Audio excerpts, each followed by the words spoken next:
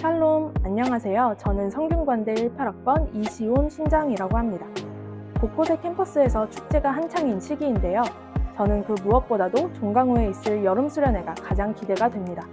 일주일밖에 남지 않은 가등록 기간을 놓치지 말고 모두 다 함께 최고의 축제인 여름 수련회를 누릴 수 있으면 좋겠습니다. 오늘의 본문 말씀을 보면 예수님께서 자신의 십자가를 지시고 골고다 언덕에 오르셔서 십자가에 못 박히십니다. 빌라도는 예수님의 십자가 명패에 나사렛 예수 유대인들의 왕이라고 적었습니다.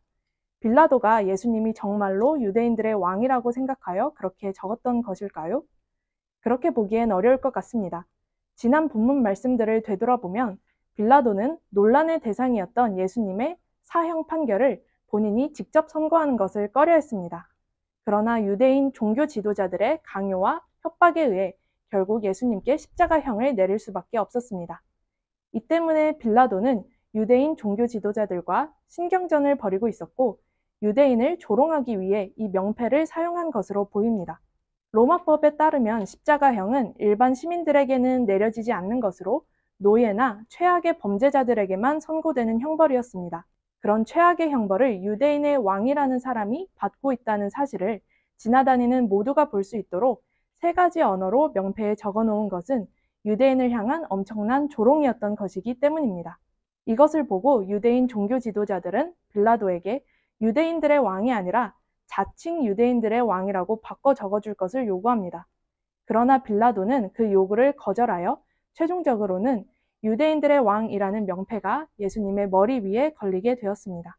빌라도나 유대인 종교 지도자들의 의도와 달리 그들은 어느새 하나님 나라와 하나님 나라의 통치자이신 예수님을 온 세계에 선포한 셈이 되었습니다.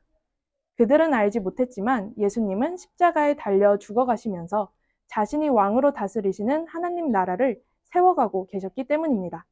결국 예수님의 십자가에 달린 명패는 예수님께서 유대와 온 세상의 왕이자 메시아라는 사실에 전 세계적인 선포이자 무의식적인 예언이 된 것입니다.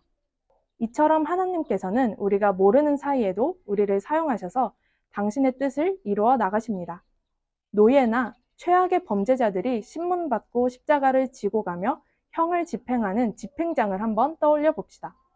이 세상 최대의 악의 현장과도 같은 이곳은 마치 하나님께서 다스리시지 않는 사각지대인 것 같이 느껴지기도 합니다.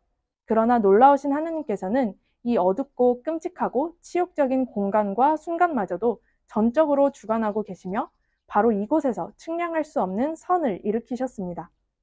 때로는 우리를 둘러싼 상황이 마치 하나님께서 버려두신 것만 같이 느껴질 때가 있습니다. 그리스도인으로서의 정체성을 지키며 열심히 살아가고 있는데 주변의 조롱과 비웃음, 때로는 혐오가 느껴진다면 나를 그런 상황 속에 처하게 만드신 하나님을 원망하는 마음이 들 때도 있습니다.